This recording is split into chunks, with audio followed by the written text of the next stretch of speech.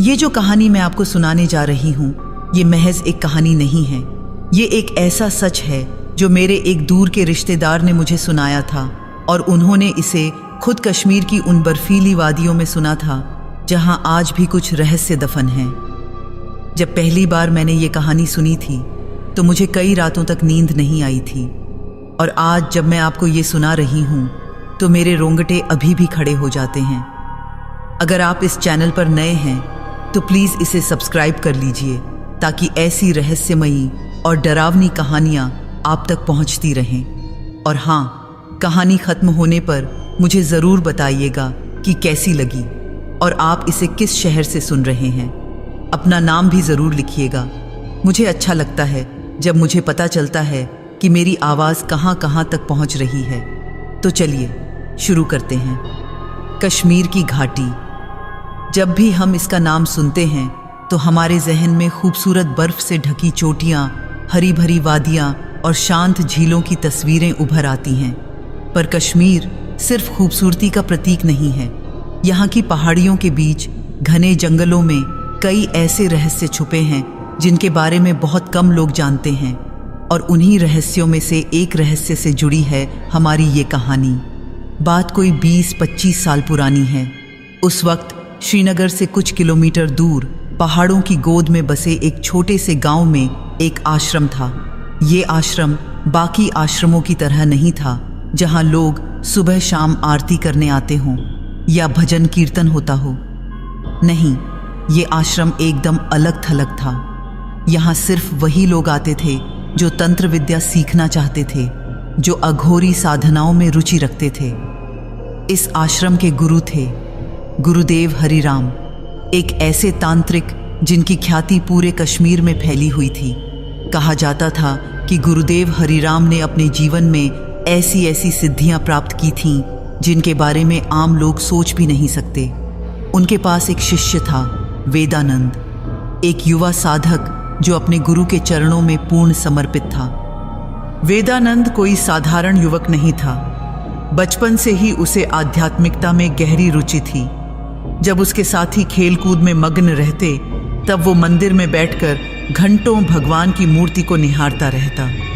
उसके माता पिता चाहते थे कि वो पढ़ाई करे, कोई नौकरी करे, शादी करके घर बसाए, पर वेदानंद का मन तो कहीं और ही रमा हुआ था।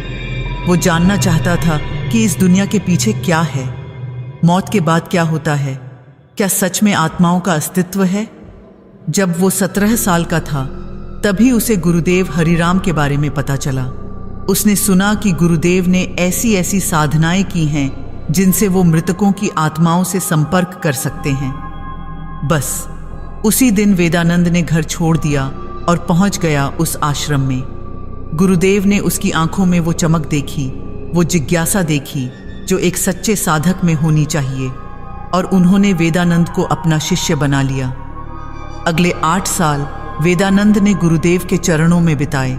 उसने तंत्र विद्या के अनगिनत रहस्यों को सीखा, मंत्रों की शक्ति को समझा, यंत्रों के रहस्य जाने, पर सबसे बड़ी बात, उसने अपने गुरु से एक अटूट रिश्ता बना लिया। गुरुदेव सिर्फ उसके शिक्षक नहीं थे, वो उसके माता पिता थे, उसके दोस्त थे, उसकी पूरी दुनिया थे। पर जैसा कि कहते हैं ना, कोई भी चीज़ इस दुनिया में हमेशा के लिए नहीं रहती। एक दिन बिना किसी पूर्व सूचना के गुरुदेव हरिराम का देहांत हो गया। वो सुबह की ध्यान साधना में बैठे थे और उसी अवस्था में उन्होंने अपने प्राण त्याग दिए। डॉक्टर्स ने कहा कि उन्हें दिल का दौरा पड़ा था, पर आश्रम के लोगों का मानना था कि गुरुदेव ने समाधि ली थी, उन्होंने अपनी इच्छा से अपना शरीर छोड़ा था। वेदानंद के लिए तो जैसे पूरी दुनिया ही उजड़ गई। वो रोता रहा, चिल्लाता रहा, नहीं गुरुदेव, आप मुझे छोड़कर नहीं जा सकते, अभी तो मैंने बहुत कुछ सीखना है आपसे। पर मौत किसी की नहीं सुनती। गुरुदेव का अंतिम संस्कार हुआ और वेदानंद अकेला रह गया। धीरे धीरे आश्रम के बाकी लोग भी वहां से चले गए। कुछ ने अपने घर वापस जाने का फैसला किया, कुछ ने दूसरे गुरुओं की शरण ली। यही पर वेदानंद वहीं रुका रहा। वो आश्रम छोड़कर कहाँ जाता? उसका तो कोई घर भी नहीं बचा था। और फिर उसे लगता था कि अगर वो यहाँ से गया तो गुरुदेव से उसका आखिरी रिश्ता भी टूट जाएगा। दिन बीतते गए। वेदानंद अकेले उस आश्रम में रहने लगा। वो सुबह शाम गुरुदेव की तस्वीर के सामने घंटों बैठा रहता, रोता रहता, उससे बातें करता जैसे गुरुदेव अभी भी वहाँ मौजूद हों। गांव के लोग उसे देखकर तरस खाते, कुछ लोग उसे खाना पहुँचा देते, पर ज़्यादातर लोग उससे दूर ही रहते। उन्हें लगता था कि गुरुदेव के जाने के बाद से वेदानंद का दिमाग थोड़ा खराब हो गया है, पर वेदानंद का दिमाग खराब नहीं हुआ था। उसके अंदर तो एक आग सुलग रही थी, एक ऐसी धुन थी जो दिन ब दिन तेज होती जा रही थी। वो बस एक ही चीज़ चाहता था, अपने गुरुदेव को दोबारा देखना, उनसे एक बार फिर बात करना, उनका आशीर्वाद लेना। रात रात भर वो गुरुदेव के पुराने ग्रंथों को पढ़ता, तंत्र विद्या की उन किताबों को खंगालता जो गुरुदेव ने उसे कभी नहीं पढ़ने दी थीं, क्योंकि गुरुदेव कहते थे, बेटा इन विद्याओं में बहुत खतरा है, ये हर किसी के वश की बात नहीं, जब सही समय आएगा तब मैं तुम्हें सिखाऊंगा। पर अब तो गुरुदेव थे नहीं और वेदानंद को लगा कि अब वो खुद ही इन रहस्यों को सुलझा लेगा। एक रात जब बाहर तेज बर्फबारी हो रही थी और ठंडी हवाएं आश्रम की खिड़कियों से टकरा रही थीं, वेदानंद को एक पुरानी किताब मिली। ये किताब गुरुदेव की निजी अलमारी में छुपी हुई थी। उस पर मोटी धूल की परत जमी थी, जैसे सालों से किसी ने उसे छुआ नहीं था। वेदानंद ने जब उस किताब को खोला तो उसके पन्ने पीले पड़ चुके थे और उसमें संस्कृत के श्लोक लिखे थे। वो श्लोक पढ़ते पढ़ते वेदानंद एक खास श्लोक पर रुक गया। उसने उसे बार बार पढ़ा। यह गुरोः आत्मानं प्रकटयति सह एव सच्चः शिष्यः कथ्यते। मतलब जो गुरु की आत्मा को प्रकट करे वही सच्चा शिष्य कहलाए। वेदानंद का दिल तेजी से धड़कने लगा। उसे लगा जैसे उसे अपने सवाल का जवाब मिल गया है। उस श्लोक के नीचे एक तांत्रिक साधना का विवरण लिखा था, एक ऐसी साधना जिससे मृत व्यक्ति की आत्मा को बुलाया जा सकता है। वेदानंद की आंखों में चमक आ गई। उसने सोचा, बस यही तो मैं चाहता था, अब मैं अपने गुरुदेव को वापस बुला सकता हूँ। पर उस किताब में एक चेतावनी भी लिखी थी जो लाल स्याही से लिखी गई थी, सावधान, यह साधना अत्यंत खतरनाक है, जरा सी भी गलती और तुम्हारे प्राण संकट में पड़ सकते हैं। और सबसे बड़ी बात, जिसे तुम बुलाओगे जरूरी नहीं कि वही आए। पर वेदानंद ने उस चेतावनी को नजरअंदाज कर दिया। उसे तो बस एक ही बात दिख रही थी, गुरुदेव से मिलने का रास्ता। उसने तुरंत तय कर लिया कि वो ये साधना करेगा, चाहे कुछ भी हो जाए। अगले कुछ दिन उसने पूरी साधना की तैयारी में लगा दिए। उस किताब में लिखा था कि ये साधना अमावस्या की रात को श्मशान में करनी होती है। उसके लिए खास तरह के यंत्र बनाने होते हैं, विशेष मंत्रों का जाप करना होता है और सबसे ज़रूरी पूर्ण एकाग्रता और विश्वास की ज़रूरत होती है। वेदानंद रोज़ उस मंत्र का अभ्यास करता, बार बार उसे पढ़ता ताकि साधना के वक्त कोई गलती न हो। गांव के लोगों ने देखा कि वेदानंद की हरकतें अजीब होती जा रही हैं। वो दिन में भी अक्सर अकेले बड़बड़ाता रहता। कभी कभी तो ऐसा लगता जैसे वो किसी अदृश्य से बात कर रहा है। गांव के बुजुर्गों ने उसे समझाने की कोशिश की। एक दिन गांव के सरपंच उसके पास आए और बोले, बेटा वेदानंद, हम समझते हैं कि तुम अपने गुरु को याद करते हो, पर जो चला गया उसे जाने दो। मरे हुओं को वापस बुलाने की कोशिश मत करो, ये रास्ता बहुत खतरनाक है। एक बूढ़ी महिला जो गांव में तांत्रिक विद्याओं के बारे में जानती थी, उसने भी वेदानंद को चेताया, बेटा मैं तुमसे साफ साफ कह रही हूं, हर आत्मा जो बुलाई जाती है वो तुम्हारे गुरु की आत्मा नहीं होती।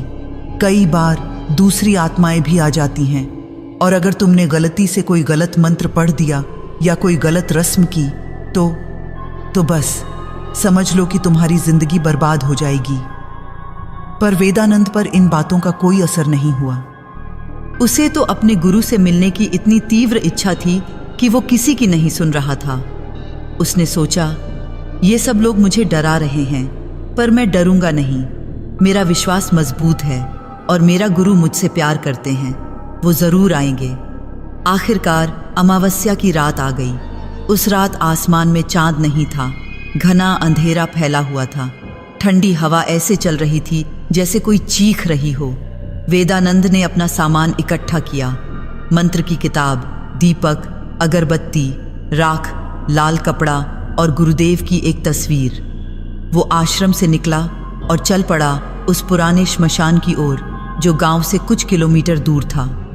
रास्ते में उसे कई बार ऐसा लगा जैसे कोई उसे रोक रहा है। पेड़ों की छाया ऐसे हिल रही थी जैसे कोई उसे चेतावनी दे रहा हो। उल्लुओं की आवाज़ें रात के सन्नाटे को चीर रही थीं, पर वेदानंद रुका नहीं। वो बढ़ता गया। उसके कदम मजबूत थे, उसका इरादा पक्का था और उसे ये बिल्कुल अंदाज़ा नहीं था कि जो वो करने जा रहा है उसकी कीमत कितनी भयानक होगी। देखिए, अब जो मैं आपको बताने जा रही हूँ वो इस कहानी का सबसे डरावना हिस्सा है। और मैं आपको सच कहूँ तो जब मुझे ये हिस्सा सुनाया गया था तब मेरी रूह कांप गई थी। आप भी तैयार रहिएगा, क्योंकि आगे जो होने वाला है वो सोचने से भी परे है। वो श्मशान। अरे, आपने कभी अमावस्या की रात को श्मशान देखा है? नहीं ना? अच्छा ही है, क्योंकि वो नज़ारा ऐसा है कि सबसे बहादुर इंसान की भी हिम्मत डगमगा जाए। और उस रात तो हालात और भी विचित्र थे।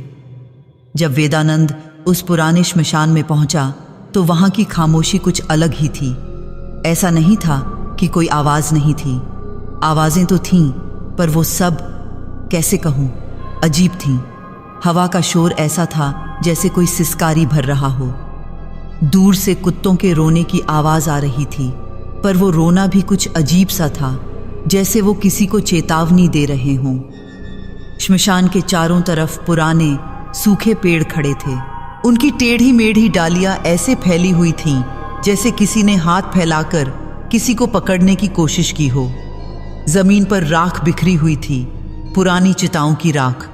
कुछ जगह तो अभी भी लकड़ियों के जले हुए टुकड़े पड़े थे, और बीच बीच में वो पत्थर, वो समाधियां जिन पर मृतकों के नाम लिखे थे। वेदानंद ने अपना झोला नीचे रखा और गहरी सांस ली। उसके हाथ कांप रहे थे, पता नहीं डर से या उत्साह से।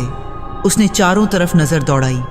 श्मशान के बीचों बीच एक खाली जगह थी जहां कोई समाधि नहीं थी। उसने सोचा, यही जगह साधना के लिए सही रहेगी। उसने अपने झोले से सामान निकाला और काम शुरू कर दिया। सबसे पहले उसने राख से एक बड़ा सा गोल घेरा बनाया, करीब 6 फीट के व्यास का। फिर उस घेरे के अंदर उसने एक छोटा सा वर्ग बनाया। किताब में लिखा था कि ये वर्ग असल में एक यंत्र है जो आत्माओं को आकर्षित करता है। उसके बाद उसने उस वर्ग के चारों कोनों पर दीपक रखे। वो दीपक साधारण दीपक नहीं थे, उनमें सरसों का तेल और कपूर मिला हुआ था और उनकी बत्ती काले धागे की बनी थी। तांत्रिक साधनाओं में ऐसे दीपकों का खास महत्व होता है। वेदानंद ने माचिस जलाई और एक एक करके सभी दीपक जलाने शुरू किए। जैसे ही पहला दीपक जला, एक अजीब सी गंध फैल गई, तीखी पर साथ ही कुछ मीठी भी।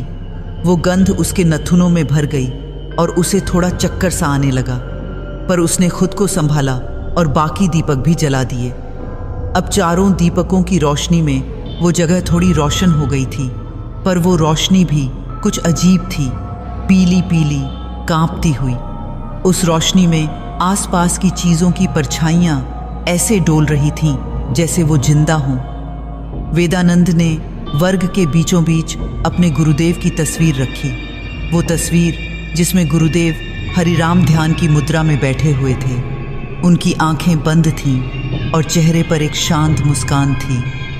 वेदानंद ने उस तस्वीर को देखा और उसकी आंखों में आंसू आ गए। उसने धीरे से कहा, गुरुदेव, आज मैं आपको वापस बुलाऊंगा, बस थोड़ी देर और। उसने तस्वीर के चारों ओर लाल फूल बिखेर दिए और फिर धूप अगरबत्ती जलाई। धुआं उठने लगा, सफ़ेद घना धुआं जो हवा में घूमता हुआ ऊपर की ओर जा रहा था। पर अजीब बात यह थी कि वो धुआं सीधे ऊपर नहीं जा रहा था, वो इधर उधर लहराता हुआ जैसे किसी अदृश्य हाथ से संचालित हो रहा हो। अब साधना की असली शुरुआत होनी थी। वेदानंद उस वर्ग के सामने राख के घेरे के अंदर बैठ गया, पद्मासन में। उसने अपनी किताब खोली जिसमें वो मंत्र लिखा था। दीपक की कांपती रोशनी में वो संस्कृत के अक्षर पढ़ने में थोड़ी मुश्किल हो रही थी, पर वेदानंद ने पिछले कई दिनों में इस मंत्र को इतनी बार पढ़ा था कि उसे लगभग याद हो गया था। उसने अपनी आंखें बंद की, गहरी सांस ली और मंत्र पढ़ना शुरू कर दिया। एयूएम ह्रीं श्रीं क्लीं आत्मदेवाय नमः। उसकी आवाज धीमी थी पर स्पष्ट। हर शब्द को वो ध्यान से उच्चारित कर रहा था। मंत्र की हर पंक्ति के बाद उसे एक विशेष मुद्रा बनानी थी, हाथों की उंगलियों को एक खास तरीके से जोड़ना। मंत्र जारी रहा। मिनट बीतते गए। वेदानंद को पसीना आने लगा। हालांकि रात बेहद ठंडी थी, उसे महसूस हो रहा था कि उसके आसपास कुछ बदल रहा है। हवा और भी ठंडी हो गई थी। दीपकों की लौ तेजी से कांपने लगी थी और तभी एक अजीब सी आवाज सुनाई दी, जैसे कोई बहुत दूर से फुसफुसा रहा हो। वेदानंद ने आंखें खोलीं। उसने चारों तरफ देखा पर कोई नहीं था। उसने सोचा शायद ये उसका वहम है। उसने फिर से आंखें बंद की और मंत्र जारी रखा, पर वो फुसफुसाहट अब और तेज हो गई थी और अब तो ये साफ साफ सुनाई दे रही थी, जैसे कोई उसके कान के पास खड़ा होकर बोल रहा हो, पर शब्द समझ में नहीं आ रहे थे। वो किसी अजनबी भाषा में थे। वेदानंद का दिल तेजी से धड़कने लगा। उसे डर लग रहा था पर उसने हिम्मत नहीं हारी। उसे पता था कि अगर अब वो रुक गया तो सब बेकार हो जाएगा। उसने और तेजी से मंत्र पढ़ना शुरू कर दिया और अब मंत्र की आखिरी पंक्ति आ गई। ये सबसे महत्वपूर्ण पंक्ति थी। किताब में लिखा था कि इसी पंक्ति में आत्मा का नाम लेना होता है, जिस आत्मा को बुलाना है। वेदानंद ने गहरी सांस ली और बोलना शुरू किया। यस्य आत्मानम आह्वयामि सह सह। और यहीं वो भयानक गलती हो गई। देखिए, तनाव में, डर में और उस अजीब माहौल में वेदानंद से एक शब्द गलत निकल गया। उसे कहना था आत्मदेवाय, यानी गुरु की आत्मा को, पर उसके मुंह से निकला अंतर्देवाय, यानी अंदर छुपे देव को। बस इतना सा फर्क, एक शब्द की गलती। पर तंत्र विद्या में एक शब्द की गलती पूरी साधना को बदल देती है। ये ऐसा है जैसे आप किसी को फ़ोन करना चाहें और गलत नंबर मिला दें। जिसे बुलाना था वो नहीं आएगा, पर कोई और ज़रूर आएगा। जैसे ही वो गलत शब्द वेदानंद के मुंह से निकला, अचानक सब कुछ रुक गया। फुसफुसाहट बंद हो गई, हवा थम गई। ऐसा लगा जैसे समय ही रुक गया हो। और फिर धड़ाम, चारों दीपक एक साथ बुझ गए। बिना किसी हवा के झोंके के, बिना किसी कारण के अंधेरा छा गया, घना काला अंधेरा। वेदानंद चीखना चाहता था पर उसके गले से आवाज नहीं निकली। वो हिलना चाहता था पर उसका शरीर जैसे जम गया था। कुछ सेकंड के लिए कुछ भी नहीं हुआ।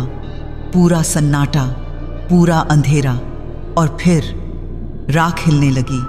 वेदानंद की आंखें अंधेरे में कुछ नहीं देख पा रही थीं, पर उसे महसूस हो रहा था वो राख जो उसने घेरा बनाने के लिए इस्तेमाल की थी, वो हिल रही थी, जैसे कोई अदृश्य हाथ उसे इधर उधर कर रहा हो। और फिर वो आवाज आई, एक गहरी भारी आवाज, एक ऐसी आवाज जो इंसानी नहीं लग रही थी। वो आवाज चारों तरफ से आ रही थी, जैसे पूरा श्मशान बोल रहा हो। तूने मुझे बुलाया है। वेदानंद के रोंगटे खड़े हो गए। उसके पूरे शरीर में एक अजीब सी ठंडक दौड़ गई। उसने हिम्मत करके पूछा, कौन है? तूने मुझे बुलाया, अब मैं तेरा हूं। गुरुदेव। वेदानंद की आवाज कांप रही थी। क्या आप गुरुदेव हैं? और तभी अचानक एक धुंधली रोशनी प्रकट हुई। पहले तो बहुत हल्की, फिर धीरे धीरे तेज होती गई, और उस रोशनी में एक साया दिखाई दिया। वो साया इंसान की शक्ल का था, पर उसमें कोई ठोसपन नहीं था। वो पारदर्शी था, धुंधला। उसके चेहरे की आकृति साफ नहीं थी, पर वेदानंद को लग रहा था कि वो उसे देख रहा है। उसकी आंखें, अगर उसे आंखें कह सकते हैं, वो दो गहरे काले गड्ढे की तरह थीं। वेदानंद ने कांपते हुए हाथों से गुरुदेव की तस्वीर उठाई और उस साये की तरफ बढ़ाई। गुरुदेव, ये देखिए, आप हैं ना? साया हिला। वो वेदानंद के पास आया, बहुत पास, इतना पास कि वेदानंद को एक अजीब सी गंध आने लगी, सड़ी हुई लकड़ी और जली हुई चीजों की गंध। और फिर वो साया हंसा, एक भयानक कर्कश हंसी, एक ऐसी हंसी जिसमें कोई खुशी नहीं थी, सिर्फ मजाक था। गुरु, तू समझता है मैं तेरा गुरु हूं? वेदानंद का दिल बैठ गया। ये आवाज, ये गुरुदेव की आवाज नहीं थी, ये कुछ और था, कुछ बुरा, कुछ डरावना। नहीं मूर्ख शिष्य, मैं तेरा गुरु नहीं। साया और पास आया। अब वो वेदानंद के बिल्कुल सामने था, इतना पास कि वेदानंद उसकी ठंडक महसूस कर सकता था। मैं प्रेत हूं। उस पल वेदानंद को समझ आ गया कि उसने क्या भयानक गलती कर दी है। उसने जिसे बुलाया था वो नहीं आया, उसकी जगह कुछ और आ गया था, कुछ जो इस दुनिया का नहीं था, कुछ जो उससे बदला लेना चाहता था उस गलती के लिए जो उसने की थी। वेदानंद चीखना चाहता था, भागना चाहता था, पर वो हिल नहीं पा रहा था। प्रेत की मौजूदगी ने उसे जकड़ लिया था और अब तो उसकी असली परीक्षा शुरू होने वाली थी। प्रेत ने अपना धुंधला हाथ बढ़ाया और वेदानंद के माथे को छुआ। उस स्पर्श में बर्फ से भी ज्यादा ठंडक थी और जैसे ही उसने छुआ, वेदानंद के दिमाग में हजारों आवाजें गूंजने लगीं। चीखें, रोना, हंसी, फुसफुसाहट, सब एक साथ। अब से तू मेरे साथ बंधा है जब तक तेरी सांसें हैं। वेदानंद ने कांपते हुए पूछा, क्या चाहिए तुम्हें? प्रेत फिर से हंसा। उसकी हंसी पूरे श्मशान में गूंज रही थी। तुझसे जो मुझे चाहिए वो तुझे जल्द ही पता चल जाएगा। और अगले ही पल प्रेत विलीन हो गया, ऐसे गायब हुआ जैसे कभी था ही नहीं, पर उसकी मौजूदगी का एहसास अभी भी था। वेदानंद को लग रहा था कि वो अभी भी यहीं है, कहीं पास में, अदृश्य। दीपक अपने आप फिर से जल उठे और उनकी रोशनी में वेदानंद ने अपने चारों ओर देखा। सब कुछ वैसा ही था जैसा पहले था। राख का घेरा, यंत्र, गुरुदेव की तस्वीर, पर कुछ बदल गया था, कुछ बहुत बुरा बदल गया था। वेदानंद उठा और लड़खड़ाते हुए वहां से भागा। उसके दिमाग में सिर्फ एक ही बात थी, मैंने क्या कर दिया? मैंने क्या भयानक गलती कर दी? पर वो नहीं जानता था कि असली डरावना हिस्सा तो अभी शुरू भी नहीं हुआ था। अब जो मैं आपको बताने जा रही हूं वो सुनकर आप सोचेंगे कि ये कैसे हो सकता है, पर विश्वास कीजिए, ये दुनिया जितनी साधारण दिखती है उतनी है नहीं। कुछ चीजें ऐसी होती हैं जो विज्ञान से परे हैं, जो समझ से परे हैं। और वेदानंद के साथ जो हुआ वो उन्हीं अनसुलझे रहस्यों में से एक था। उस रात जब वेदानंद श्मशान से भागा तो सुबह होने में अभी कुछ घंटे बाकी थे। रात का अंधेरा अभी भी गहरा था। वो लड़खड़ाते हुए, गिरते पड़ते किसी तरह वापस आश्रम पहुंचा। उसकी हालत देखने लायक थी। कपड़े राख से सने हुए, बाल बिखरे हुए, आंखें डर से फैली हुई और पूरे शरीर में एक अजीब सी कंपी। वो सीधा अपने कमरे में गया और दरवाज़ा बंद करके अंदर से कुंडी लगा दी। फिर वो कोने में जाकर बैठ गया, घुटनों में मुंह छुपाकर। उसकी सांसें तेज चल रही थीं। दिल इतनी तेजी से धड़क रहा था कि लगता था बाहर निकल आएगा। क्या हो गया मुझे? उसने खुद से पूछा। मैंने क्या किया? पर उसके सवालों का कोई जवाब नहीं था। वो बस वहीं बैठा रहा घंटों। उसे नींद नहीं आई। कैसे आती? हर बार जब वो आंखें बंद करता तो उसे वो साया दिखाई देता, वो धुंधली आकृति, वो काली खोखली आंखें और वो आवाज़, वो भयानक आवाज़ जो कहती थी अब से तू मेरे साथ बंधा है। सुबह हुई। सूरज की पहली किरणें खिड़की से अंदर आईं। वेदानंद को थोड़ा सुकून मिला। उसने सोचा, शायद वो सब एक बुरा सपना था। हाँ, बस एक सपना। उसने हिम्मत करके उठने की कोशिश की। पैर कांप रहे थे, पर किसी तरह वो खड़ा हुआ। उसने खिड़की की तरफ देखा। बाहर सब कुछ सामान्य था। पक्षी चहचहा रहे थे। दूर गांव से लोगों की आवाजें आ रही थीं। सूरज की गर्म रोशनी ने उसे थोड़ा बेहतर महसूस कराया। हाँ, उसने खुद से कहा, वो सब सपना था। बस डर की वजह से मुझे भ्रम हो गया था। उसने अपना चेहरा धोने के लिए बाल्टी में हाथ डाला। ठंडे पानी का स्पर्श अच्छा लगा। उसने मुट्ठी भर पानी लिया और चेहरे पर छिड़का। फिर उसने आईने में अपने आप को देखा और वहीं उसकी सांस रुक गई। आईने में उसका चेहरा तो वैसा ही था, पर उसकी आंखें बदल गई थीं। वो अब पहले जैसी नहीं लग रही थीं। उनमें कुछ अलग था, कुछ अजीब। वेदानंद ने अपनी आंखों को गौर से देखा। वो खुली हुई थीं, पर उनमें जैसे एक परत चढ़ी हुई थी, एक धुंधली सफेद परत, जैसे किसी ने उन पर दूधिया पर्दा डाल दिया हो। ये क्या है? उसने आईने के और पास जाकर देखा। उसने अपनी पलकें झपकाईं, आंखें मलीं, पर वो परत गई नहीं। और फिर वो समझ गया, उसे दिखाई नहीं दे रहा था। अच्छे से दिखाई नहीं दे रहा था। सब कुछ धुंधला था, अस्पष्ट, जैसे किसी ने पूरी दुनिया पर कोहरा फैला दिया हो। नहीं, वेदानंद चिल्लाया, नहीं, मेरी आंखें, मेरी आंखें। उसने अपने चेहरे को छुआ, आंखों को जोर से मला, पर कुछ फर्क नहीं पड़ा। उसकी दृष्टि धुंधली बनी रही।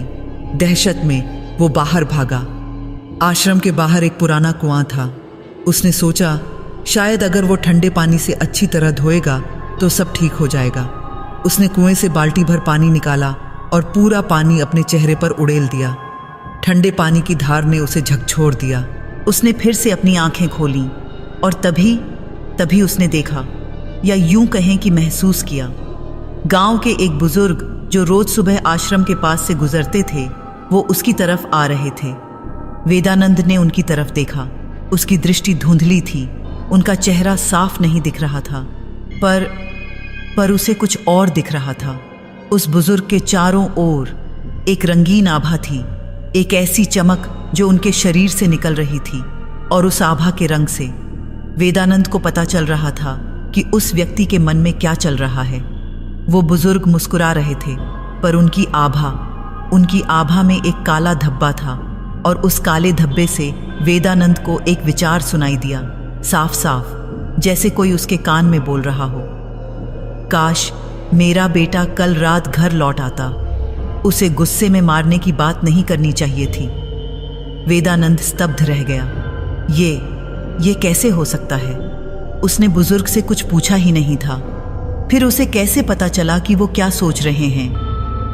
बुजुर्ग ने वेदानंद को देखा और बोले, बेटा, तबीयत तो ठीक है, तुम्हारी आंखें अजीब लग रही हैं। वेदानंद कुछ बोल नहीं पाया।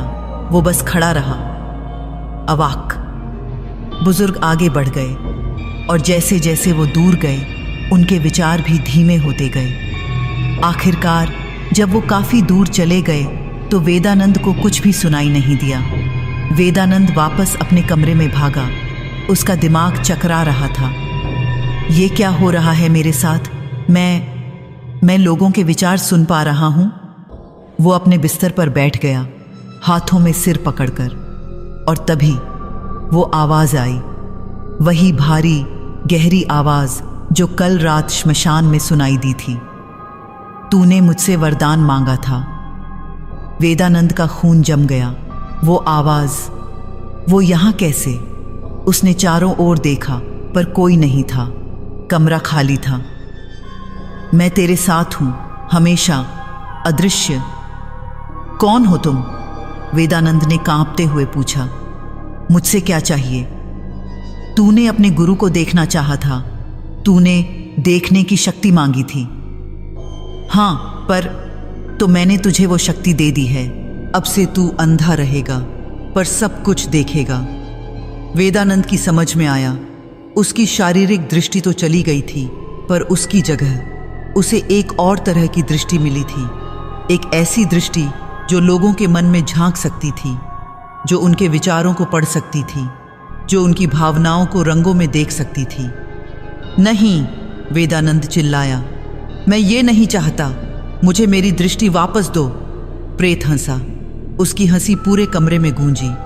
जो तूने मांगा वो मिल गया, अब लौटना तेरे वश में नहीं।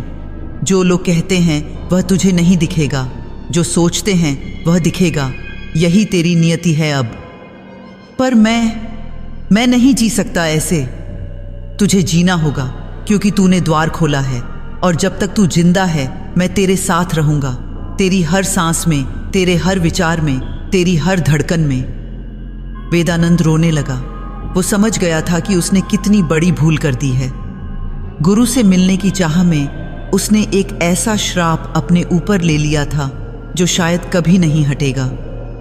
अगले कुछ दिन वेदानंद के लिए नरक से कम नहीं थे। जब भी कोई उसके पास आता उसे उनके विचार सुनाई देते, और वो विचार हमेशा अच्छे नहीं होते थे।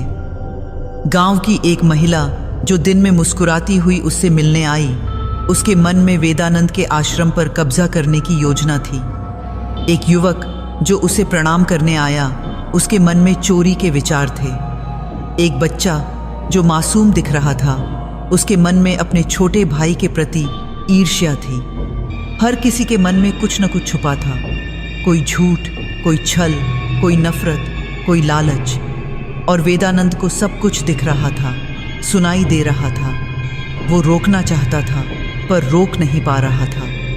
बंद करो, वो चिल्लाता। मैं नहीं सुनना चाहता, पर विचार आते रहते लगातार, बिना रुके। रात को जब सब सो जाते तब भी वेदानंद को आसपास के लोगों के सपने दिखाई देते, उनके डर, उनकी चिंताएं, उनके राज, सब कुछ। एक रात वो इतना परेशान हो गया कि उसने अपने कानों को अपने हाथों से बंद कर लिया। बंद हो जाओ, बस, मैं और नहीं सह सकता। पर कुछ फायदा नहीं हुआ, क्योंकि वो आवाज़ें बाहर से नहीं आ रही थीं, वो सीधे उसके दिमाग में आ रही थीं।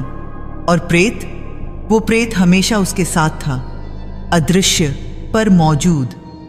कभी कभी वेदानंद को उसकी ठंडी उपस्थिति महसूस होती, कभी उसके कंधे पर हाथ रखने का एहसास होता, कभी उसकी फुसफुसाहट सुनाई देती। तू भागने की कोशिश मत कर, मैं तेरे साथ हूँ हमेशा। धीरे धीरे गांव के लोगों को भी पता चलने लगा कि वेदानंद में कुछ बदलाव आया है। उसकी आंखें अब पहले जैसी नहीं थीं। वो अब लोगों से आंख मिलाकर बात नहीं करता था, और कभी कभी वो बीच में ही किसी की बात काट कर कह देता कि वो व्यक्ति झूठ बोल रहा है या उसके मन में क्या चल रहा है। शुरू में लोग हैरान हुए, फिर डर गए, और फिर कुछ लोगों ने सोचा कि शायद वेदानंद में कोई खास शक्ति आ गई है। एक दिन गांव का सरपंच उसके पास आया। उसने कहा, वेदानंद, लोग कह रहे हैं कि तुम्हें सब पता चल जाता है, तुम लोगों के मन की बात जान लेते हो, क्या ये सच है? वेदानंद ने उसकी तरफ देखा। उसकी धुंधली दृष्टि से उसे सरपंच का चेहरा साफ नहीं दिख रहा था, पर उसकी आभा वो साफ दिख रही थी, और उस आभा में कई रंग थे, लाल, काला, भूरा, और उन रंगों से निकलते विचार। अगर वाकई इसमें ऐसी शक्ति है तो मैं इसका इस्तेमाल कर सकता हूँ। मैं अपने दुश्मनों के राज़ जान सकता हूँ, मैं और ताकतवर बन सकता हूँ। वेदानंद ने मुंह मोड़ लिया। मुझे कुछ नहीं पता, जाइए यहाँ से। पर सरपंच गया नहीं। नहीं वेदानंद, तुम्हें पता है, और अगर तुम में सच में ऐसी शक्ति है तो तुम्हें गांव की मदद करनी चाहिए। तुम हमारे काम आ सकते हो। नहीं, वेदानंद ने जोर से कहा, मैं किसी की मदद नहीं करूंगा। ये शक्ति नहीं, श्राप है, और मैं इसका इस्तेमाल नहीं करना चाहता। पर सरपंच की बात गांव में फैल गई, और धीरे धीरे लोग वेदानंद को एक सिद्ध पुरुष मानने लगे। उन्होंने सोचा कि उसे कोई दैवीय शक्ति मिली है। वो उसके पास अपनी समस्याएं लेकर आने लगे, अपने सवाल लेकर आने लगे। और वेदानंद, वो बस चाहता था कि सब लोग उसे अकेला छोड़ दें, पर वो हो नहीं रहा था। दिन ब दिन उसकी परेशानी बढ़ती जा रही थी। और सबसे बुरी बात, प्रेत उससे कहता रहता था, तूने यह शुरू किया है, अब तुझे यह ख़त्म भी करना होगा अपने तरीके से। पर वेदानंद को समझ नहीं आ रहा था कि वो इसे कैसे ख़त्म करे। वो फंस गया था एक ऐसे जाल में जिससे निकलने का कोई रास्ता नहीं दिख रहा था। देखिए, अब मैं जो आपको बताने जा रही हूँ वो इस कहानी का सबसे दर्दनाक हिस्सा है, क्योंकि एक इंसान का टूटना, उसका अपने आप से लड़ना और फिर धीरे धीरे खुद को खोते हुए देखना, इससे बड़ा दर्द और क्या हो सकता है। और वेदानंद के साथ यही हो रहा था। जब मैंने पहली बार ये हिस्सा सुना था तो मेरे मन में एक ही सवाल था, कोई इंसान कितना सह सकता है? उसकी सहने की शक्ति की भी तो कोई सीमा होगी ना। पर वेदानंद की कहानी ये बताती है कि कभी कभी हमें उससे भी ज़्यादा सहना पड़ता है जितना हम सोच सकते हैं। तो चलिए आगे बढ़ते हैं। कुछ हफ्ते बीत गए थे उस भयानक रात को। वेदानंद अब आश्रम में बंद रहने लगा था। वो बाहर कम ही निकलता, क्योंकि जब भी वो बाहर जाता लोग उसे घेर लेते, सवाल पूछते, अपनी परेशानियों का हल मांगते। बाबा, मेरा बेटा कब लौटेगा? मेरी फसल का क्या होगा? मेरे पड़ोसी ने मेरी ज़मीन पर कब्जा कर लिया है, क्या मुझे न्याय मिलेगा? और वेदानंद, वो बस चुप रहता, क्योंकि जब वो उन लोगों को देखता तो उसे उनके मन के सारे विचार दिख जाते। और वो विचार हमेशा साफ नहीं होते थे। जो महिला अपने बेटे के बारे में पूछ रही थी, उसके मन में असल में ये डर था कि कहीं उसका बेटा घर आकर उसकी छुपाई हुई गहनों के बारे में न पूछ बैठे। जो किसान फसल के बारे में चिंतित था, वो असल में सोच रहा था कि अगर फसल अच्छी हुई तो वो अपनी पत्नी से झूठ बोलकर पैसे छुपा लेगा। जो व्यक्ति न्याय की बात कर रहा था, उसने खुद ही अपने पड़ोसी की ज़मीन पर झूठा दावा किया था। हर कोई झूठ बोल रहा था, हर कोई कुछ छुपा रहा था, और वेदानंद को सब दिख रहा था। मैं नहीं सह सकता ये। एक दिन वो चीख पड़ा, हर किसी के मन में इतना कूड़ा, इतनी गंदगी मैं नहीं देखना चाहता। पर प्रेत की आवाज़ आई, वो आवाज़ जो अब उसके लिए आम हो गई थी। तू देखेगा, क्योंकि यही तेरी सज़ा है। तूने सच देखने की इच्छा की थी, अब देख इंसानों का असली चेहरा। पर मैं ये नहीं देखना चाहता था, वेदानंद रोया। मैं तो बस अपने गुरु को देखना चाहता था। गुरु भी इंसान ही था, और हर इंसान के मन में अंधेरा होता है। नहीं, गुरुदेव ऐसे नहीं थे, वो पवित्र थे। प्रेत हंसा। उसकी हंसी में मजाक था, क्रूरता थी। तू चाहे तो देख ले, मैं तुझे दिखा सकता हूं तेरे गुरु के मन में क्या था। नहीं, वेदानंद ने कानों पर हाथ रख लिए। नहीं, मैं नहीं देखूंगा। पर प्रेत रुका नहीं। उसने वेदानंद के दिमाग में एक दृश्य दिखाया, गुरुदेव हरिराम का चेहरा, और उनके चेहरे के पीछे विचार, ऐसे विचार जो वेदानंद ने कभी सोचे भी नहीं थे।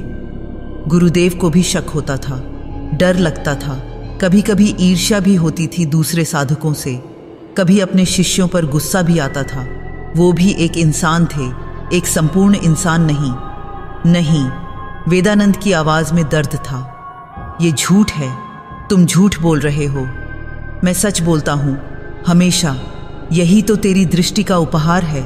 सच देखना, चाहे वो कितना भी कड़वा क्यों न हो। उस दिन के बाद वेदानंद बदल गया, पूरी तरह से बदल गया। अब वो किसी से बात नहीं करता था। दिन भर अपने कमरे में बैठा रहता, कभी कभी दीवार से बातें करता, कभी हवा में देखता और मुस्कुराता या रोने लगता। गांव के लोगों ने देखा कि उनका सिद्ध बाबा अजीब हरकतें करने लगा है। कुछ लोगों ने कहा शायद वो गहरी साधना में हैं, पर कुछ समझदार लोगों को लगा कि वेदानंद का दिमाग खराब हो रहा है। एक रात बारिश हो रही थी, तेज बारिश, बिजली चमक रही थी और बादल गरज रहे थे। वेदानंद अपने कमरे में बैठा था, खिड़की के बाहर देख रहा था। उसकी धुंधली आंखें बारिश की बूंदों को साफ नहीं देख पा रही थीं, पर वो महसूस कर सकता था हर बूंद को, हर बिजली की चमक को। और तभी उसे एक आभा दिखी, दूर गांव की तरफ से आती हुई एक लाल आभा, इतनी तेज, इतनी चमकदार कि उसकी आंखों में दर्द होने लगा। उसने देखा कि वो आभा आश्रम की तरफ आ रही है, और जैसे जैसे वो पास आती गई, वेदानंद को उससे निकलते विचार सुनाई देने लगे। आज मैं उसे खत्म कर दूंगा। वो बहुत कुछ जानता है, मेरे राजा जानता है, उसे जीवित नहीं रहने दूंगा। वेदानंद का दिल धक से रह गया। कोई उसे मारने आ रहा था। उसने जल्दी से दरवाज़ा बंद किया और कुंडी लगा दी। कुछ मिनटों बाद दरवाजे पर दस्तक हुई, जोर से, तेज। खोलो दरवाज़ा, एक आदमी की आवाज़ आई। वेदानंद ने उस आवाज़ को पहचाना। ये गांव के सरपंच के बेटे की आवाज़ थी।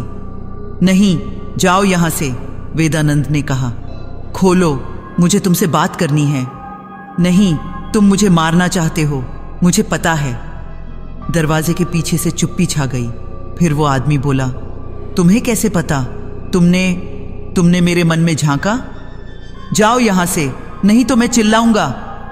चिल्लाओ, कोई नहीं सुनेगा। इस बारिश में कौन आएगा? आदमी हंसा, एक खतरनाक हंसी। तुम बहुत कुछ जान गए हो वेदानंद। तुमने मेरे पिताजी को बता दिया कि मैंने गांव के खजाने से पैसे चुराए हैं। अब मेरी इज्जत मिट्टी में मिल गई है, और ये सब तुम्हारी वजह से। मैंने तो कुछ नहीं कहा। वेदानंद की आवाज कांप रही थी। तुम्हें कहने की जरूरत नहीं, तुम्हारी आंखें सब कुछ कह देती हैं। लोग कहते हैं तुम सब जानते हो, तो मैं नहीं चाहता कि तुम और कुछ जानो। दरवाजे पर फिर से जोर की दस्तक हुई। इस बार लात मारने की आवाज आई। वो आदमी दरवाजा तोड़ने की कोशिश कर रहा था। वेदानंद दहशत में पीछे हट गया। उसने चारों तरफ देखा, बचने का कोई रास्ता नहीं था। खिड़की बहुत छोटी थी और दरवाजा वो बहुत पुराना था।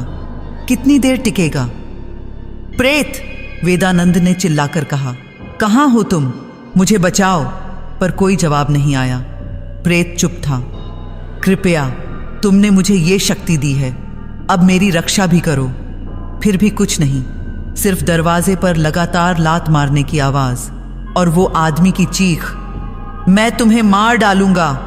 और तभी दरवाजा टूट गया। वो आदमी अंदर घुस आया। उसके हाथ में एक लाठी थी। उसकी आंखों में पागलपन था, गुस्सा था, और वेदानंद, वो बेबस था। अब बचाओ अपने आप को, आदमी चिल्लाया और लाठी उठाई। पर उसी पल कुछ अजीब हुआ। वो आदमी अचानक रुक गया। उसकी लाठी हवा में ही रुक गई। उसकी आंखें फैल गईं, चेहरे पर दहशत छा गई। क्या है ये? वो कांपते हुए बोला। उसकी नजर वेदानंद के पीछे खिड़की की तरफ थी। वेदानंद ने पीछे मुड़कर देखा, पर उसे कुछ दिखाई नहीं दिया। उसकी धुंधली दृष्टि से सिर्फ अंधेरा दिख रहा था। नहीं, दूर रहो मुझसे, आदमी चीखा। लाठी उसके हाथ से गिर गई। वो पीछे हटने लगा और फिर वो भागता हुआ बाहर निकल गया। बारिश में उसकी चीखें दूर तक सुनाई दी। वेदानंद स्तब्ध खड़ा रहा। क्या हुआ था? उस आदमी ने क्या देखा था? और तभी उसे वो आवाज सुनाई दी, मैंने तुझे बचाया क्योंकि तू मेरा है और मैं अपनी चीज को किसी और के हाथ नष्ट नहीं होने दूंगा। वेदानंद को समझ आ गया, प्रेत ने उसे बचाया था, पर यह बचाव नहीं था, ये मालिकाना हक था। प्रेत उसे इसलिए नहीं बचाना चाहता था क्योंकि उसे उससे प्यार था, बल्कि इसलिए क्योंकि वेदानंद उसकी संपत्ति थी, उसका खिलौना। उस रात के बाद गांव में एक अफवाह फैल गई। लोगों ने कहा कि सरपंच के बेटे ने वेदानंद के आश्रम में एक भयानक परछाई देखी थी, एक ऐसी शक्ल जो इंसानी नहीं थी, काली, विकराल। वो बेटा इतना डर गया कि वो पागल हो गया। अब वो पूरे दिन बड़बड़ाता रहता, वो आएगा, वो मुझे ले जाएगा। लोगों ने सोचा कि शायद वेदानंद ने उस पर कोई श्राप डाल दिया है। अब लोग उससे और भी ज्यादा डरने लगे, पर साथ ही उसे और भी ज्यादा शक्तिशाली मानने लगे। नेत्रहीन सिद्ध लोग उसे बुलाने लगे, जो अंधा है पर सब देखता है, जिसके पास अलौकिक शक्ति है। पर वेदानंद, वो जानता था कि ये शक्ति नहीं बल्कि एक जंजीर है, एक ऐसी जंजीर जो उसे प्रेत से बांधे हुए है, और वो जंजीर हर दिन हर पल कसती जा रही थी। दिन बीतते गए, वेदानंद की हालत और बिगड़ती गई। अब वो खाना भी ठीक से नहीं खाता था, पानी भी कम पीता था, बस अपने कमरे में बैठा रहता, दीवार को देखता रहता। कभी कभी वो हंसता बिना किसी कारण, कभी रोता अचानक, कभी गाने लगता, कभी चीखने लगता। एक दिन गांव का डॉक्टर उसे देखने आया। उसने वेदानंद की जांच की और कहा, इसका दिमाग ठीक नहीं है, इसे इलाज की ज़रूरत है। पर जब डॉक्टर उसके पास बैठा तो वेदानंद ने अचानक उसकी तरफ देखा और बोला, तुम अपनी पत्नी को धोखा दे रहे हो, तुम्हारा किसी और से अफेयर है। डॉक्टर का चेहरा सफ़ेद पड़ गया। तुम्हें कैसे पता? वेदानंद हंसा, एक खोखली बेजान हंसी। मुझे सब पता है, हर किसी के बारे में, और मैं नहीं चाहता ये जानना, पर मैं मजबूर हूँ। डॉक्टर जल्दी से उठा और वहाँ से चला गया। उसके बाद वो फिर कभी वापस नहीं आया, और वेदानंद वो वहीं बैठा रहा अपने अंधेरे में, उस अंधेरे में जो उसकी धुंधली दृष्टि ने बनाया था, उस अंधेरे में जहाँ सिर्फ दूसरों के विचार थे, दूसरों के पाप थे, दूसरों की गंदगी थी। मैं नहीं देखना चाहता, वो रोज प्रार्थना करता, कृपया मुझे मेरा अंधापन वापस दे दो। वो बेहतर था, इस दृष्टि से तो अंधापन अच्छा है। पर प्रेत हमेशा हंसता, तूने मांगा था, अब भोग। यही तेरी नियति है जब तक तू जीवित है।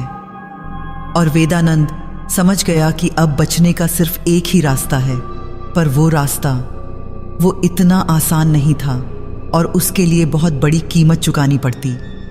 अब मैं आपको इस कहानी का आखिरी हिस्सा सुनाने जा रही हूँ, और सच कहूँ तो जब मुझे ये हिस्सा सुनाया गया था तब मेरी आंखों में आंसू आ गए थे, क्योंकि कभी कभी मौत भी एक मुक्ति होती है, एक राहत होती है, और वेदानंद के लिए शायद यही सच था। पर इससे पहले कि मैं आगे बढ़ूं, मैं आपसे कुछ पूछना चाहती हूँ। क्या आपने कभी सोचा है कि जिंदगी और मौत में से कौन ज्यादा डरावना है? हम सब मौत से डरते हैं, है ना? पर कभी कभी जिंदगी इतनी तकलीफदेह हो जाती है कि मौत एक आशीर्वाद लगने लगती है, और वेदानंद वो उसी मोड़ पर पहुंच गया था। तो चलिए देखते हैं कि आखिर में क्या हुआ। महीनों बीत गए थे उस भयानक रात को। वेदानंद अब एक जिंदा लाश की तरह था। उसका शरीर तो वहां था, पर उसकी रूह कहीं खो गई थी, उस अंतहीन विचारों के समंदर में जो हर पल उसके दिमाग में लहराता रहता था। गांव के लोग अब उसके पास आना बंद कर चुके थे। कुछ लोग डर के मारे, कुछ लोग इसलिए कि उन्हें लगता था कि वेदानंद पागल हो गया है। आश्रम में अब कोई नहीं आता था, बस वेदानंद अकेला अपने दर्द के साथ। एक रात जब ठंडी हवा चल रही थी और आकाश में तारे टिमटिमा रहे थे, वेदानंद अपने कमरे में बैठा था। उसके सामने एक दिया जल रहा था। वो दिया भी अब धुंधला दिखता था उसे। सब कुछ धुंधला था, सिर्फ वो विचार, वो साफ थे, बिल्कुल साफ। और उस रात वेदानंद ने एक फैसला किया, एक ऐसा फैसला जो बहुत पहले ही लेना चाहिए था। मैं नहीं जी सकता इस तरह, उसने धीरे से कहा।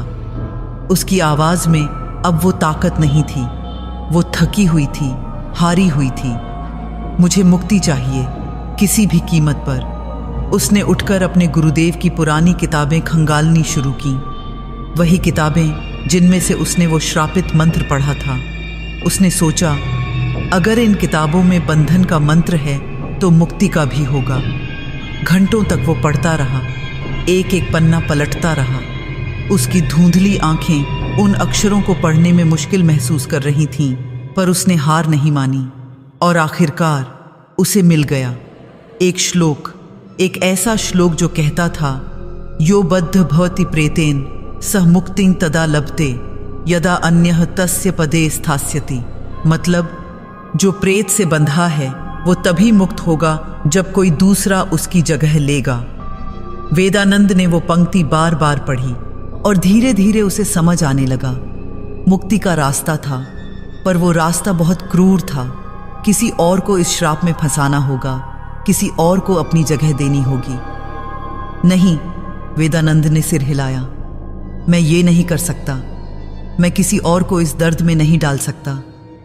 पर तभी प्रेत की आवाज गूंजी, तो फिर तू मरने तक ऐसे ही रहेगा, हर दिन हर पल यातना में। क्या ये तू चाहता है? मुझे मौत ही सही, वेदानंद बोला, पर मैं किसी और को नहीं फंसाऊंगा। मूर्ख है तू, एक सच्चा मूर्ख। प्रेत हंसा, पर वेदानंद का फैसला पक्का था। उसने सोचा, अगर मुक्ति का कोई और रास्ता नहीं तो मैं खुद ही इस जिंदगी को खत्म कर दूंगा। उस रात उसने आत्महत्या की योजना बनाई। वो सोच रहा था कि श्मशान में जाकर जहां से ये सब शुरू हुआ था वहीं अपनी जिंदगी खत्म कर देगा। शायद वहीं उसे शांति मिलेगी। पर उसी रात कुछ और हुआ, कुछ ऐसा जिसने सब कुछ बदल दिया। आधी रात को जब चारों तरफ सन्नाटा था, वेदानंद ने एक आवाज सुनी, एक परिचित आवाज। दरवाजे पर किसी ने धीरे से दस्तक दी। वेदानंद ने दरवाजा खोला। बाहर एक युवक खड़ा था। उसकी आभा वो बिल्कुल अलग थी, सुनहरी, शुद्ध। उसमें कोई काला धब्बा नहीं था। मैं माफी चाहता हूं इतनी रात को आने के लिए, युवक ने कहा। मेरा नाम अर्जुन है। मैं दूर गांव से आया हूं। मुझे आपके बारे में सुना है। लोग कहते हैं आप सब जानते हैं। वेदानंद ने उसे देखा। उसके मन में कोई बुरा विचार नहीं था, बस एक सच्ची जिज्ञासा थी। मुझे कुछ नहीं आता, वेदानंद ने कहा। जो लोग कहते हैं वो झूठ है। मैं सिर्फ एक श्रापित इंसान हूं। नहीं, अर्जुन बोला, मुझे पता है आप कुछ खास हैं और मैं भी वैसा ही बनना चाहता हूं। मुझे भी तंत्र विद्या सीखनी है। मुझे भी वो शक्ति चाहिए जो आपके पास है। वेदानंद का दिल धड़क उठा। ये क्या हो रहा था? क्या ये कोई संयोग था या फिर प्रेत की कोई चाल? तुम नहीं जानते तुम क्या मांग रहे हो, वेदानंद ने कहा। ये शक्ति नहीं, श्राप है। तुम नहीं चाहोगे इसे। मैं चाहता हूं। अर्जुन की आंखों में दृढ़ता थी। मैं जानना चाहता हूं कि लोगों के मन में क्या है। मैं देखना चाहता हूं वो जो दूसरे नहीं देख सकते। कृपया मुझे सिखाइए। उस पल वेदानंद के दिमाग में एक विचार आया, एक भयानक, स्वार्थी विचार। अगर मैं इसे अपनी जगह दे दूं तो मैं मुक्त हो जाऊंगा। पर तुरंत ही उसने उस विचार को झटक दिया। नहीं, मैं ये नहीं कर सकता। क्या हुआ? अर्जुन ने पूछा। तुम नहीं समझते। वेदानंद की आवाज कांप रही थी। ये रास्ता बहुत खतरनाक है। मैं तुम्हें इसमें नहीं फंसा सकता। पर मैं खुद फंसना चाहता हूं, अर्जुन ने कहा। यह मेरा फैसला है। कृपया मुझे वो मंत्र सिखाइए, वो साधना सिखाइए। वेदानंद के अंदर एक भयानक युद्ध छिड़ गया। एक तरफ उसकी मुक्ति थी, दूसरी तरफ इस निर्दोष युवक की जिंदगी। क्या वो इतना स्वार्थी हो सकता है? और तभी प्रेत की आवाज आई, ये तेरा मौका है। या तो तू मरने तक इसी यातना में रहेगा या फिर इसे अपनी जगह दे दे। चुन ले। नहीं, वेदानंद ने अपने सिर को पकड़ लिया। मैं नहीं कर सकता। कृपया, अर्जुन ने उसके पैर छुए। आप मेरे गुरु बन जाइए। मैं आपका शिष्य बनना चाहता हूं। मैं सब सीखना चाहता हूं। और उस पल वेदानंद टूट गया। वो इंसान था, कमजोर इंसान। इतने महीनों की यातना के बाद उसमें इतनी ताकत नहीं बची थी कि वो खुद को बचा सके। उसे बस मुक्ति चाहिए थी, बस थोड़ी सी शांति चाहिए थी। ठीक है, उसने कहा। उसकी आवाज में हार थी। मैं तुम्हें सिखाऊंगा, पर याद रखना, जो तुम मांग रहे हो उसकी कीमत बहुत भारी है। अर्जुन मुस्कुराया। मैं तैयार हूं। अगले कुछ दिन वेदानंद ने अर्जुन को वो सब सिखाया जो उसने अपने गुरुदेव से सीखा था। तंत्र के मंत्र, यंत्र की विधि, साधना के नियम और आखिरी में वो मंत्र, वही श्रापित मंत्र जिसने उसकी जिंदगी बर्बाद कर दी थी। ये मंत्र बहुत शक्तिशाली है, वेदानंद ने कहा, पर इसमें एक खतरा है। अगर तुम एक भी शब्द गलत बोले तो क्या? अर्जुन ने पूछा। तो बहुत बुरा होगा, वेदानंद ने कहा। वो अर्जुन की आंखों में नहीं देख पा रहा था। उसे शर्म आ रही थी, गुनाह का एहसास हो रहा था, पर वो रुका नहीं। उसने अर्जुन को वो पूरी विधि बताई और फिर कहा, अगले अमावस्या की रात तुम्हें श्मशान जाना होगा, वहीं तुम्हें ये साधना पूरी करनी होगी। अर्जुन की आंखों में चमक थी। मैं तैयार हूं गुरुजी। वेदानंद का दिल बैठ गया। गुरुजी, इस शब्द ने उसे अंदर से तोड़ दिया। वो इस लायक नहीं था कि कोई उसे गुरु कहे। वो तो एक पापी था, एक स्वार्थी इंसान था। अमावस्या की रात आई। वेदानंद ने अर्जुन को श्मशान तक पहुंचाया, वही श्मशान जहां उसकी जिंदगी बदल गई थी। अर्जुन ने सब तैयारी की, राख का घेरा, दीपक, यंत्र, सब कुछ वैसा ही जैसा वेदानंद ने बताया था। अब मैं जाता हूं, वेदानंद ने कहा। तुम अकेले साधना पूरी करो, मैं दूर से इंतजार करूंगा। ठीक है गुरुजी, अर्जुन ने कहा। उसकी आवाज में उत्साह था। मैं आपको निराश नहीं करूंगा। वेदानंद दूर एक पेड़ के पीछे छुप गया। वहां से उसे अर्जुन दिखाई नहीं दे रहा था, पर वो सुन सकता था। मंत्र की आवाज धीरे धीरे उसके कानों तक आने लगी और फिर वही हुआ जो वेदानंद ने सोचा था। अर्जुन ने वही गलती की। उसने आत्मदेवाय की जगह अंतर्देवाय कह दिया। दीपक बुझ गए, सन्नाटा छा गया और फिर वो आवाज, वो भयानक गहरी आवाज, तूने मुझे बुलाया है। अर्जुन की चीख सुनाई दी। कौन हो तुम? गुरुदेव कहाँ हैं? गुरु नहीं, प्रेत हूं मैं, और अब तू मेरा है। वेदानंद ने अपने कानों को बंद कर लिया। वो अर्जुन की चीखें नहीं सुनना चाहता था, पर वो सुनाई दे रही थीं, साफ साफ। और तभी वेदानंद को कुछ महसूस हुआ। उसकी आंखों में कुछ बदलाव आया। वो धुंधलापन धीरे धीरे कम होने लगा। रंग फिर से दिखने लगे, चीजें साफ दिखने लगीं। उसकी दृष्टि वापस आ रही थी, उसकी असली दृष्टि। और साथ ही वो विचार, वो फुसफुसाहट, वो सब बंद हो गईं। सन्नाटा छा गया उसके दिमाग में। शांति मिली। वेदानंद को समझ आ गया, प्रेत ने उसे छोड़ दिया था। अब उसका नया शिकार अर्जुन था। मैं मुक्त हूं, वेदानंद ने कहा, पर उसकी आवाज में खुशी नहीं थी, बस खालीपन था। मैं मुक्त हूं, पर किस कीमत पर? वो उठा और श्मशान से दूर भागने लगा। वो वापस नहीं देखना चाहता था। वो अर्जुन को नहीं देखना चाहता था, क्योंकि वो जानता था कि अर्जुन की जिंदगी अब वैसी ही हो गई थी जैसी उसकी थी, या शायद और भी बुरी। वेदानंद भागता गया और भागता रहा, गांव से दूर, आश्रम से दूर। उसने सोचा, मैं कभी वापस नहीं लौटूंगा। मैं कहीं दूर चला जाऊंगा जहां कोई मुझे नहीं जानता। दिन बीतते गए, हफ्ते बीतते गए, महीने बीतते गए। वेदानंद कई गांवों, कई शहरों में घूमा, कहीं टिका नहीं, क्योंकि जहां भी वो जाता उसे अर्जुन की वो चीख याद आती। गुरुदेव कहाँ हैं? उसने खुद को गुरु कहलाया था, पर वो गुरु नहीं था। वो एक धोखेबाज था, एक हत्यारा था। वो आत्महत्या करने की सोचता, पर हिम्मत नहीं होती। वो जीना चाहता था, पर जी नहीं पाता था। वो एक जिंदा लाश बन गया था, और एक दिन बरसों बाद वो फिर से उसी श्मशान में पहुंच गया। पता नहीं कैसे, पर उसके कदम खुद ब खुद वहां पहुंच गए, जैसे कोई उसे बुला रहा हो। वहां पहुंचकर उसने देखा कि राख का वो घेरा अभी भी बना हुआ था, जैसे समय वहां रुक गया हो।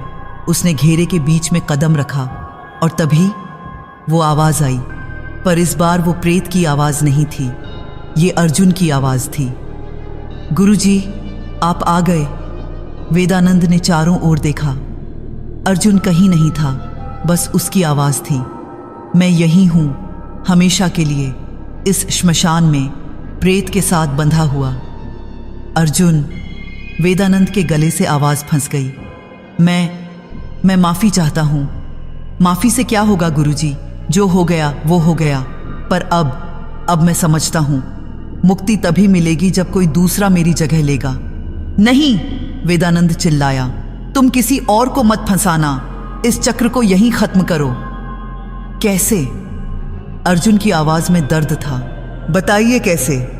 और तभी वेदानंद को समझ आ गया, इस चक्र को तोड़ने का सिर्फ एक ही रास्ता था, किसी और को फंसाने की बजाय खुद को वापस फंसा लेना। उसने राख उठाई, अपने हाथों में भरी और फिर धीरे से बोला, मुझे मुक्त करो हे अज्ञात प्रेत, पर इस बार किसी और को नहीं, मुझे ही ले लो। मैं तैयार हूं, मैं अपने पाप की सजा भुगतने को तैयार हूं। हवा में एक ठंडी फुसफुसाहट गूंजी। प्रेत की आवाज, तू वापस आना चाहता है अपनी मर्जी से? हां, वेदानंद ने कहा। अर्जुन को मुक्त कर दो, उसने कुछ नहीं किया, गलती मेरी थी, मुझे सजा दो। एक लंबा सन्नाटा छा गया और फिर प्रेत हंसा। तेरी मुक्ति तभी मिलेगी जब कोई दूसरा तेरी तरह गलती करेगा, तो मैं ही इस श्राप का अंत बनूंगा। वेदानंद ने दृढ़ता से कहा, मैं यहीं रहूंगा इस श्मशान में, और अगर कोई यहां आएगा इस साधना को करने तो मैं उसे रोकूंगा, मैं किसी और को नहीं फंसने दूंगा। और उसने राख अपनी आंखों पर मल दी। जैसे ही उसने ऐसा किया, उसकी दृष्टि फिर से धुंधली होने लगी, विचार फिर से आने लगे और प्रेत की उपस्थिति फिर से उसके साथ जुड़ गई। पर इस बार वेदानंद डरा नहीं, उसने स्वीकार कर लिया, क्योंकि अब वो जानता था कि ये उसका प्रायश्चित है, ये उसकी सजा है और वो इसे भुगतने को तैयार था। अर्जुन की आवाज फीकी पड़ती गई और फिर विलीन हो गई। वो मुक्त हो गया था और वेदानंद, वो वहीं बैठ गया, राख के उस घेरे में, अपनी नियति को स्वीकार करते हुए। कहते हैं आज भी उस श्मशान में राख का वो घेरा बना रहता है और जो कोई भी उसके भीतर झांकता है उसे कुछ दिखाई नहीं देता, पर वो सब कुछ देखने लगता है, लोगों के विचार, उनके मन का अंधेरा, सब कुछ। और अगर कोई वहां तंत्र साधना करने जाए तो उसे एक आवाज सुनाई देती है, मत करो ये गलती जो मैंने की, मत खोलो ये द्वार, वापस लौट जाओ। वो आवाज वेदानंद की है, जो आज भी उस श्मशान में है, अदृश्य पर मौजूद, अपने श्राप को ढोते हुए, ताकि कोई और वैसा न बने जैसा वो बना था। और शायद यही उसकी मुक्ति है, दूसरों को बचाना, दूसरों को वो दर्द न होने देना जो उसे हुआ। तो ये थी वेदानंद की कहानी, एक ऐसी कहानी जो हमें सिखाती है कि कुछ चीज़ें ऐसी होती हैं जिन्हें पाने की चाह नहीं करनी चाहिए, कुछ दरवाजे ऐसे होते हैं जिन्हें खोलना नहीं चाहिए, और कुछ रास्ते ऐसे होते हैं जिन पर चलने से पहले 100 बार सोचना चाहिए। अगर आपको ये कहानी पसंद आई तो प्लीज़ लाइक कीजिए और अपने दोस्तों के साथ शेयर कीजिए। और हाँ, कमेंट में ज़रूर बताइए कि आप इसे किस शहर से सुन रहे हैं और कहानी कैसी लगी। मुझे आपके कमेंट्स पढ़ना बहुत अच्छा लगता है। अगली कहानी में मिलते हैं, तब तक के लिए खुद का ख्याल रखिए और याद रखिए, हर चमकती चीज़ सोना नहीं होती और हर शक्ति वरदान नहीं।